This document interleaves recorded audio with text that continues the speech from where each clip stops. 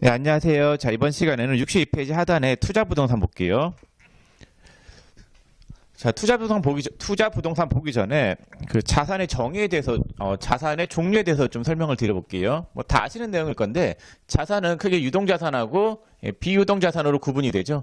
유동자산은 당좌자산, 재고자산, 비유동자산은 투자, 유형, 무형, 기타 비유동자산으로 구분이 되는데, 이 당좌자산의 정의는 몰라도 돼요. 자, 요 재고자산, 요거는 알아야 되는데, 재고자산은 팔려고 가지고 있는 자산, 투자자산은 투자 목적으로 보유하고 있는 자산, 유형자산은 장사할 때 그 회사 내에 그 비축해두고 있는 물품들 있잖아요. 그러니까 유형자산이라고 하는 거는 영업활동, 그러니까 장사할 때 사용하기 위해서 가지고 있는 자산이 유형자산이 되겠고, 그리고 무형자산도 그 장사할 때 사용하기 위해서 가지고 있는 자산이 무형자산인데, 유형하고 무형의 차이는 형체가 있느냐 없느냐 그 차이예요. 자, 그러면은 뭐 토지가 있는데, 토지는 땅이죠. 자, 얘가 만약에 판매 목적이다. 그러면은 토지를 뭘로 구분해야 되냐면요, 재고자산이에요. 자, 그럼 토지가 영업활동에 사용할 목적이다. 영업활동 사용 목적으로 보유하고 있다. 그러면 뭐가 되냐면요, 이거는 유형자산이 되겠죠. 그럼 토지가 있는데 토지가 투자 목적으로 보유하고 있다. 그러면 뭐가 되냐면요, 투자자산이 되겠죠. 그래서 팔려고 가지고 있으면 재고자산, 영업활동에 사용할 목적으로 보유하고 있으면 유형자산, 투자 목적으로 보유하고 있으면 투자자산이 돼요. 그래서 똑같은 땅이라 하더라도 회사가 보유하고 있는 목적이 뭐냐에 따라서 그 분류하는 자산의 분류가 달라지는 거고, 재고자산으로 분류가 되면은 계정 과목은 뭐 용지 이런 계정 과목을 쓸 거고, 그 다음에 영업활동에 사용할 목적이다. 유형자산이라고 하면은 얘는 토지라고 하는 계정 과목을 쓰고, 만약에 토지를 투자 목적으로 보유하고 있다. 그러면은 계정 과목을 투자 부동산이라고 써요. 그래서 기업들 보면은 땅 투기 많이 해요. 그 회사 영업활동에 쓸 땅도 아닌데, 땅을 영업활동에 쓴다라고 하는 거는 뭐 본사 건물 땅이나 아니면 토지가 그 공장용 부지, 그런 게 영업활동에 사용하는 땅이잖아요. 뭐 근데 회사의 땅들을 보면은 그렇지 않고 그냥 투자 목적으로 보유하는 땅들이 많단 말이에요. 그때는 계정 과목을 토지라고 하지 않고 뭘로 쓰냐면요, 투자 부동산. 자, 그다음 뭐 부동산을 매매하는 회사가 있어요. 뭐 땅을 사고 파는 회사들이 있단 말이에요. 그런 회사다라고 하면은 그 땅을 재고자산으로 분류하는 거예요. 자, 그럼 62페이지 하단에 투자 부동산이 있는데, 투자 부동산은 부동산을 투자 목적으로 보유하고 있을 때 그때 사용하는 계정 과목이 투자 부동산이 되겠습니다. 자, 하단에 사례 볼게요. 그 취득 시점, 장기 투자 목적으로 건물을 5만 원에 취득하고 당좌 수표를 발행하여 지급하였다. 투자 목적으로 건물을 샀으니까 계정 과목은 뭐가 되겠어요? 투자 자산이고, 투자 부동산을 써야 되겠죠. 차변의 투자 부동산. 금액이 얼마냐면요, 5만 원. 그 다음에 대금은 뭘로 결제했어요? 수표를 발행했죠. 수표를 발행하면 어느 통장에서 돈이 빠져나가나요? 당좌 예금 통장에서 돈이 5만 원 이렇게 나가겠죠. 자, 그다음 처분 시점 보면은 5만 원에 취득한 투자 부동산 전부를 7만 원에 처분하고 대금은 1개월 후에 지급받기로 하였다. 5만 원짜리 투자 부동산을 팔았으니까 차변에 있는 투자 부동산을 대변에 빼요. 팔았잖아요. 투자 부동산 5만 원을 대변에 빼고, 저 5만 원짜리를 7만 원에 팔았죠. 대금을 1개월에 받기로 했으니까 미수금이 되겠죠. 미수금 7만 원. 5만 원짜리를 7만 원에 팔았으니까 이익이에요, 손해예요? 이익이겠네. 얼마 이익이에요? 2만 원. 2만 원만큼 투자 자산을 팔아서 나오는 이익이다라고 해서 투자 자산 처분 이익 2만 원. 이렇게 분개하시면 되겠습니다. 그래서 5만 원짜리를 7만 원에 팔고 2만 원만큼 이익 난 거죠. 그래서 2만 원 이익 난 거는 투자 자산 처분이익. 이렇게 계정 과목을 쓰시면 되겠습니다. 자, 됐고 그 다음 페이지 이제 필수 분기 연습 있죠. 투자자산. 예, 요거 좀 풀어볼게요. 칠판 좀 지우고 갈게요. 자, 63페이지에 자, 필수 분기 연습 1번부터 풀어볼게요. 자, 1번 A사의 장기로 대여한 2만원을 해소하고 이자 2천원을 포함하여 현금 2만 2천원을 수령하여 즉시 당좌입하였다. 차변에 있는 장기 대여금을 대변에 빼고 돈 받죠? 그 다음에 대변에 이자 수익 2천원 이렇게 하면 되겠고, 2번에 A사로부터 장기 투자 목적으로 건물을 5만원에 취득하고 대금은 약속어음을 발행하여 지급하였다. 투자 목적으로 건물을 산 거니까 계정 과목은 뭐가 돼야 돼요? 예, 투자 부동산이 돼야 되겠죠? 자, 그 다음에 대변에는 어음을 발행했죠. 상품이나 원재료 이 외의 것을 구매하고 어음을 발행하면 미지급금이 된다라고 썼잖아요. 그래서 대변에 미지급금 5만원. 자, 3번 A사로부터 구매한 투자 부동산을 3만원에 매각하고 대금은 약속 어음을 받았다. 그럼 투자 부동산 장부가액 5만원짜리잖아요. 그럼 차변에 있는 투자 부동산 5만원을 대변에 빼고 그 다음에 대금은 어음을 받았잖아요. 상품, 제품 이 외의 것을 판매하고 어음을 받으면 미수금이죠. 5만원짜리를 3만원에 팔았으니까 손실이 얼마가 발생하는 거예요? 2만원이죠. 2만원만큼 투자자산 처분 손실. 4번 만기까지 보유할 목적으로 만기 3년인 채권을 50만원에 현금으로 구입하였다. 취득 시 증권회사에게 지급한 수수료 2천원은 현금으로 지급하였다. 그럼 만기까지 보유할 목적으로 만기 3년인 채권이니까 이건 계정 과목이 만기 보유 증권이 돼야 돼요. 자, 만기 보유 증권이고 그 다음에 취득하는 과정에서 수수료가 2천원 나갔잖아요. 요거는 만기 보유 증권의 취득 원가에 포함을 시켜야 된단 말이에요. 그러니까 매도 가능 증권하고 만기 보유 증권은 그 취득 과정에서 지출한 부대 비용을 자산의 취득 원가에 포함을 시키고, 단기 매매 증권 같은 경우에는 취득 시 부대 비용을 수수료 비용 처리한다라고 썼죠. 그래서 얘는 차변에 만기 보유 증권 50만 2천원, 대변에 현금 50만 2천원 하면 되겠고, 자, 5번에 장기 투자 목적으로 주 삼성전자의 주식 100주를 주당 300원에 취득하고 대금은 보통 예금에서 이체하였다. 그럼 100주를 주당 300원에 샀으니까 300원, 3,000원, 3만원이겠네. 차변에 매도 가는 증권 3만원. 그 다음에 취득 부대 비용은 매도 가는 증권의 취득 원가에 포함이 돼야 되겠죠. 그 차변에 매도 가는 증권 31,000원이고, 대변에 보통 예금 통장에서 돈이 얼마가 나갔어요? 3만원이고, 취득 부대 비용은 현금. 이렇게 분기하면 되겠고, 6번에 장기 투자 목적으로 매입한 주 삼성전자의 주식을 35,000원에 매각하고 대금은 자기하수표로 받았다. 그럼 31,000원짜리잖아요. 31,000원짜리 매도 가는 증권을 35,000원에 팔았으니까 이익이 얼마가 발생하는 거예요? 4,000원 발생하는 거죠. 그래서 얘 빼고 돈 들어오고 처분이. 자, 7번 장기 투자 목적으로 매입한 주 LG전자의 주식을 23,000원에 매각하고 대금은 보통 예금에 입금되었다. 그럼 장부가액이 얼마예요? 2만원이죠. 그럼 차변에 있는 매도 가는 증권이 2만원짜리였고 그걸 제거하면 되겠죠. 대변에 매도 가는 증권 2만원을 빼요. 차변에 들어오는 돈이 얼마냐면요. 23,000원. 보통 예금 통장에 23,000원이 들어오죠.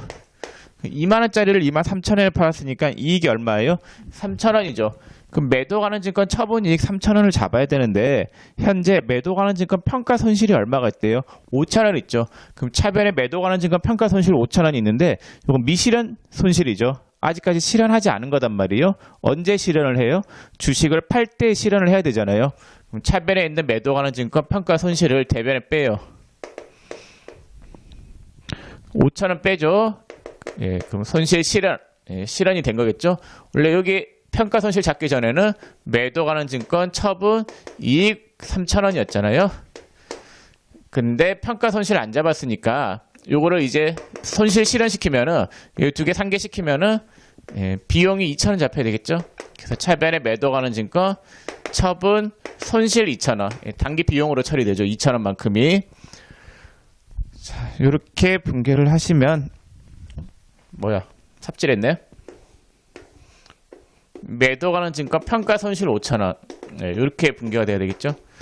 다시 자, 여러분들 지금 현재 차변에 매도 가는 증권 평가 손실이 얼마가 있어요? 5,000원이 있죠.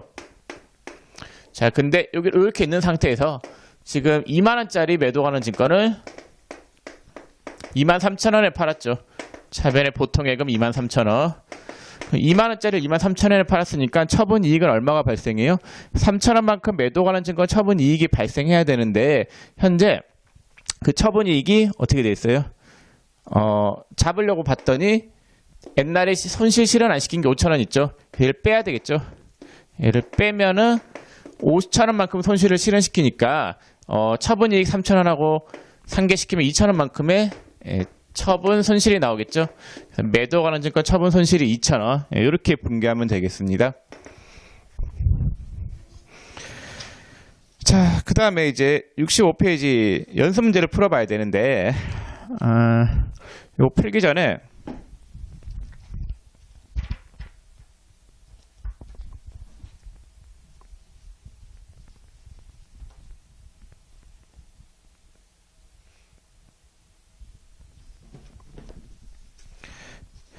자, 145페이지 가보세요. 145페이지. 아니요, 이건 나중에 결산할 때 풀게요. 네, 결산할 때 풀고 바로 이론 문제 풀겠습니다. 65페이지 갈게요. 자, 65페이지 투자자산 이론 문제. 여러분들은 요거 그 정지 버튼을 누르고 한번 풀어보세요. 문제 6문제밖에 안 되니까. 네, 저는 바로 풀겠습니다. 자, 1번에 현행 일반 기업 회계준서상 유가증권의 분류에 관한 설명으로 옳은 것은, 자, 1번에 유가증권은 취득한 후에 만기보유증권, 단기 매매증권, 그리고 매도가는 증권 중에 하나로 분류한다. 만기, 단기, 매도가는 증권. 그 다음 또 뭐가 있냐면요. 만기보유증권 있죠. 아니. 지분법 적용 투자주식 있잖아요. 그게 빠져 있어서 얘는 틀린 말이고, 2번에 단기 매매증권과 매도가는 증권은 채무증권을 포함하지 않는다. 네. 단기하고 매도 가는 증권은 채무증권을 포함하죠. 틀린 말이고, 4번에 단기 매매 증권이나 만기 보유 증권으로 분류되지 아니하는 유가증권은 매도 가는 증권으로 분류한다. 아니죠. 지분법 적용 투자주식으로 분류할 수도 있겠죠. 그래서 맞는 거는 3번인데 3번에 만기가 확정된 채무증권으로서 상환금액이 확정되었거나 확정이 가능한 채무증권을 만기까지 보유할 적극적인 의도와 능력이 있는 경우에는 만기 보유 증권으로 분류한다. 맞는 말이고, 2번 다음 유가증권의 분류 중에서 만기 보유증권으로 분류할 수 있는 판단 기준이 되는 것은 무엇인가? 1번에 만기까지 보유할 적극적인 의도와 능력이 있는 채무증권. 맞는 말이죠. 2번 만기까지 매매 차익을 목적으로 취득한 채무증권. 맞는 말이고, 3번 만기까지 다른 회사에 중대한 영향력을 행사하기 위한 지분증권. 지분증권은 그 주식이잖아요. 주식은 만기 보유 증권이 없어요. 그리고 3번은 그 지분법 적용 투자 주식에 대한 이야기겠죠. 3번이 여러분들 죄송해요. 1번이 답이죠. 네, 지금 판단 기준이 되는 것은 무엇인가인데 만기까지 보유할 적극적인 의도와 능력이 있는 채무증권이 만기 보유 증권이잖아요. 1번이 답이고, 2번에 만기까지 매매 차익 목적으로 취득한 그 채무증권. 요거는 매도 가는 증권으로 분류가 돼야 되겠죠. 그러니까 장기 투자 목적으로 보유하고 있는 유가증권은 매도 가는 증권이 된단 말이에요. 3번은 지분법 적용 투자 주식이고, 4번에 만기까지 배당금이나 이자 수익을 얻을 목적으로 투자하는 유가증권. 예, 요것도 저거죠. 매도 가는 증권이 돼요. 자, 3번 유가증권에 대한 설명이다. 옳은 것은 1번 유가증권 중 채권은 취득한 후에 단기 매매 증권이나 매도 가는 증권 중에 하나로만 분류한다. 틀렸죠. 뭘로 분류할 수도 있어요? 지분법 적용 투자 주식으로 분류할 수도 있는 거예요. 2번 단기 매매 증권이 시장성을 상실한 경우에는 매도 가는 증권으로 분류하여야 한다. 시장성을 상실한 경우에는 매도 가는 증권으로 분류할 수 있죠. 제가 단기에서 매도로 가는 건 원래 안 된다라고 했는데 단 시장성을 상실한 경우에는 가능하다라고 썼죠.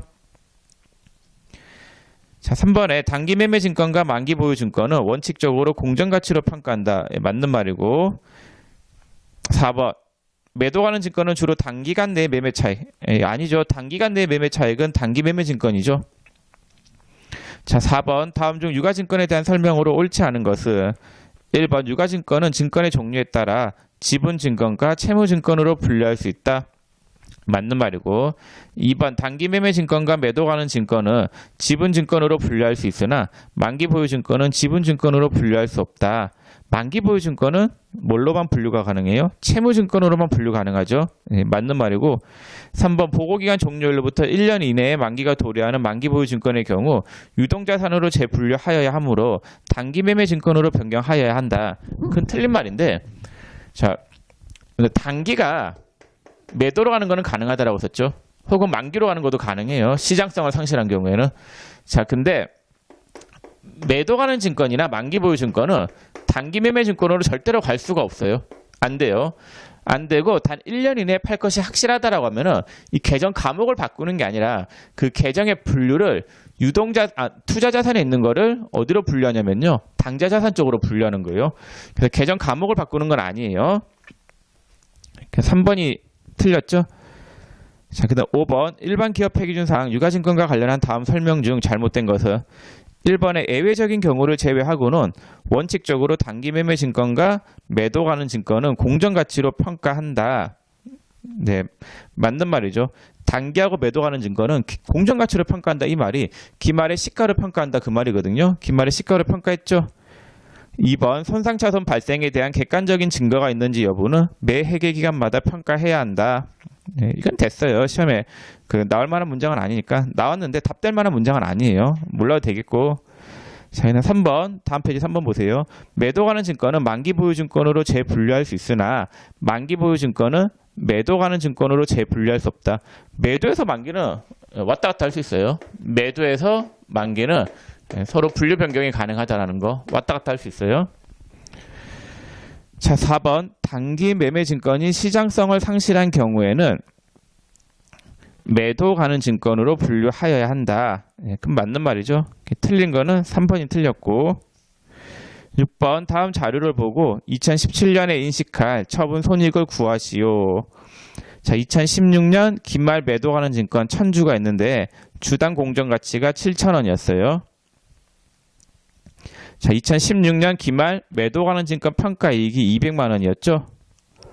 자, 2017년 7월 1일 날 500주를 주당 6,000원에 처분하였다라고 됐죠.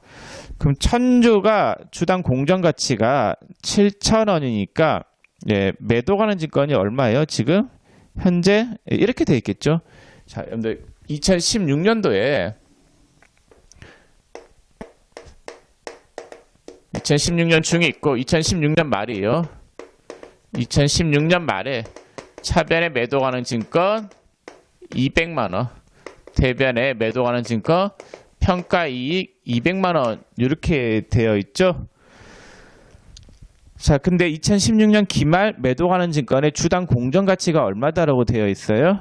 7,000원이니까 매도 가는 증권은 현재 얼마예요? 2016년 기말 기준으로 봤을 때 700만 원인 거죠. 자, 그럼 700만 원이 되려고 하면은 현재 2016년 현재 장부가액은 500만 원이었을 거예요. 이거 500만 장부가액이 500이었는데 기말에 시가평가를 했더니 200업 시켜주면서 대변에 매도 가는 증권 평가이익 200 이렇게 잡은 거잖아요. 자, 이렇게 잡아놨다가 2017년 7월 1일 날에 팔았죠. 얼마를 팔았냐면요. 500주를 팔았어요. 2017년 7월 1일 날에 500주를 팔았는데 그럼 차변에 있는 매도 가는 증권을 대변에 빼요. 그럼 700 중에서 반 팔았죠. 반 팔았으니까 350만 원을 빼야 되겠죠. 500주를 팔았으니까 대변에 350만 원을 빼요. 자, 그 다음에 100한 주당 6,000원을 처분했으니까 300만 원이 들어오겠죠. 차변에 현금 300. 그럼 350만 원짜리를 300에 팔았으니까 처분 손실이 50만 원 발생해야 될 것 같은데 옛날에 이익 실현 안 시킨 게 얼마가 있었어요? 200 있었죠. 예, 이익 실현 시켜야 돼요. 근데 이걸 다 실현시키면 안 돼요. 왜냐면은 지금 주식을 반만 팔았잖아요. 예, 전부 다 판 게 아니라 반만 팔았기 때문에 매도 가는 증권 평가이익을 반만 빼야 돼요. 대변에 있는 매도 가는 증권 평가이익 100만 원만 빼야 된다라는 거. 자, 그럼 차익이 얼마가 발생해요? 50만 원이죠. 그 50만 원만큼 주식을 팔아서 나오는 이익, 매도 가는 증권, 처분, 이익 50만 원. 네, 이렇게 분개하시면 되겠습니다. 그래서 답은 2번이 되겠네요. 자, 그 다음에 저 뒤에 실전 연습 문제 분계 부분 풀어볼게요. 자, 교재 몇 페이지냐면요. 자, 373페이지. 자, 373페이지. 그 실전 연습 문제 3번에 1번부터 제가 5번까지 풀 거예요. 5번까지 풀 건데, 여러분들은 또 정지 버튼을 누르고 그 5번 문제까지 한번 좀 풀어보세요.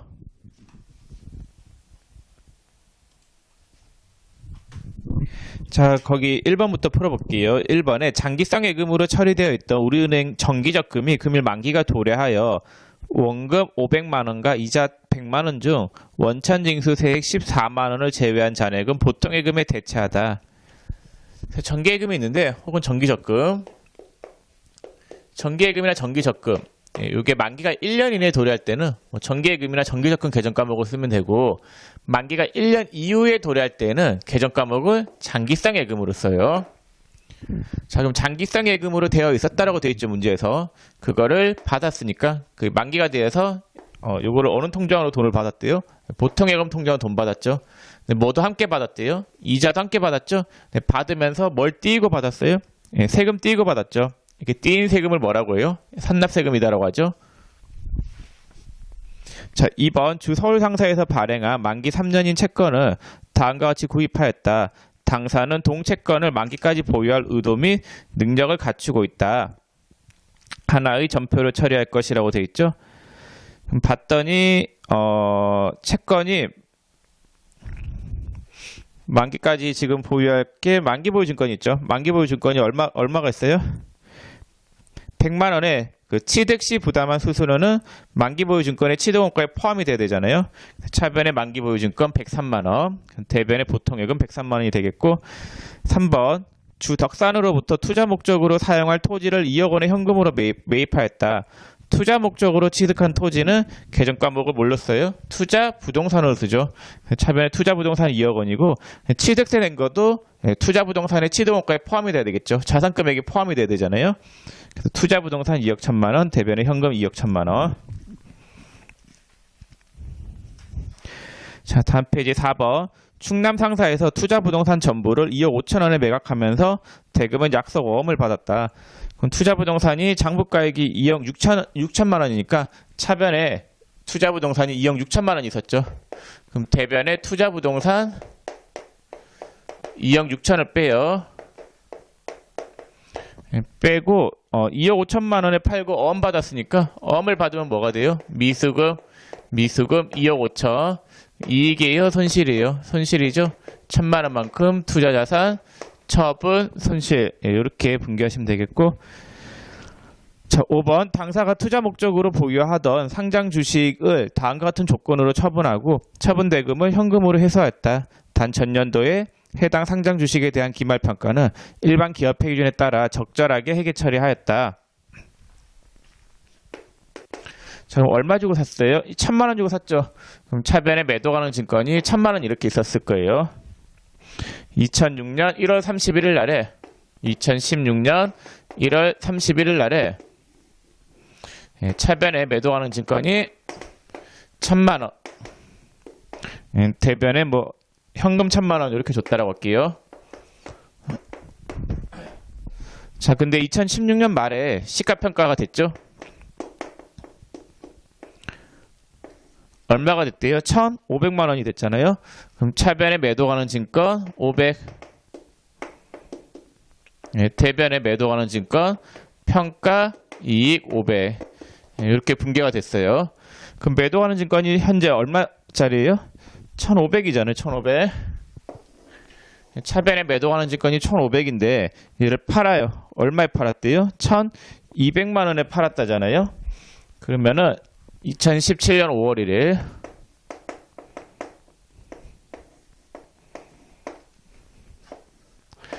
대변에 매도 가는 증권 1,500을 빼고 돈을 얼마 받았어요? 1,200만 원을 뭘로 받았어요? 현금으로 회수했죠. 그럼 차변에 현금 1,200인데 1,500만 원짜리 매도 가는 증권을 1,200에 팔았으니까 매도 가는 증권 처분 손실이 300만 원이 나와야 돼요. 근데 옛날에 평가액 500 있었죠. 이익 안 잡은 게 얼마가 있었어요? 500이 있었잖아요. 예, 요거 빼면서 이익 실현시켜야 되겠죠. 그래서 매도하는 증권 평가 이익 500을 빼면은 그 나머지 금액 얼마가 차익이에요? 200이죠. 200만큼은 이제 주식을 팔아서 나오는 이익, 매도하는 증권 처분이익 200 이렇게 되겠죠. 그러니까 지금 현재 1000만 원짜리 든 게, 자 지금 보시면 1000만 원짜리 든 게 1500이 됐죠. 그다음 팔 때는 얼마에 팔았어요? 1200에 팔았죠. 결국은 1000만 원짜리를 1200에 판 거니까 처분이익이 200에 나와야 되는 거고, 1000에서 1500이 됐을 때 이 평가이익 500을 안 잡았죠. 그러니까 이게 기타 포괄손익 누계고로 해서 재무상태 평목이잖아요. 이익을 실현 안 시키고 있다가 주식을 팔았을 때 얘를 떨면서 예, 이익을 실현시키는 거잖아요. 그래서 500 이익 실현 안 시키고 있었다가 500짜리가 1500짜리가 1200이 됐을 때 네, 요때는 어떻게 돼요? 300 손실이잖아요. 어떻게 보면은 500, 300 빼기 하면은 결국 결과적으로 보면 얼마만큼의 이익이 맞아요? 200만 원만큼의 이익이 맞는 거죠. 자, 이렇게 해서 투자자산과 관련된 부분은 모두 다 살펴봤습니다. 자, 그러면은 이번 시간은 여기서 마치고 그 다음 시간에는 그 유형자산 있죠? 유형자산 쪽 67페이지 그쪽을 배우도록 하겠습니다. 수고 많으셨습니다.